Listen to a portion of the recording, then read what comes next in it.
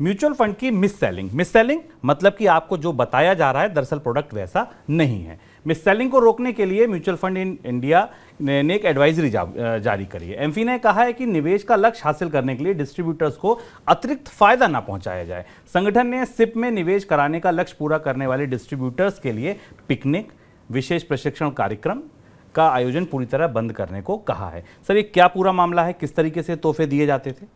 शुभम, 2018 में सेबी ने एक आदेश दिया था म्यूचुअल फंड इंडस्ट्री को, और म्यूचुअल फंड इंडस्ट्री के एसोसिएशन एमफी जिसको कहते हैं उसे आदेश दिया था कि म्यूचुअल फंड्स की बिक्री बढ़ाने के लिए किसी भी तरीके के नॉन कैश इंसेंटिव्स का इस्तेमाल न किया जाए।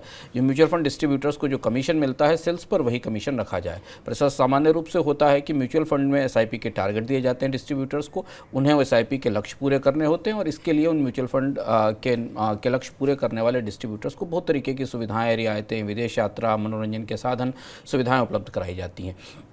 2018 से ये मामला प्रस्तावित है, और म्यूचुअल फंड कंपनियां लगातार इस नियम का किसी न किसी तरह से उल्लंघन का रास्ता ढूंढ लेती हैं। एमफी ने अब ये कहा है कि यह व्यवस्था पूरी तरह बंद होनी चाहिए। होता यूँ है कि जब म्यूचुअल फंड के डिस्ट्रीब्यूटर को लक्ष्य दिया जाता है कि उसे एसआईपी का टारगेट पूरा करना है, तो वो निवेशक, जो अधिकतर निवेशक जिन्हें म्यूचुअल फंड उद्योग के बारे में नहीं पता है, उनकी वित्तीय जानकारियां सीमित हैं, उन्हें किसी भी म्यूचुअल फंड की एसआईपी खोलकर उसमें निवेश करने के लिए कह देते हैं। और एक बड़ी संख्या भारत में म्यूचुअल फंड निवेशकों की ऐसी है जिनके पास गलत या कमजोर या अच्छे प्रदर्शन वाले म्यूचुअल फंड नहीं है, और उन्होंने ऐसे म्यूचुअल फंड में निवेश कर रखा है।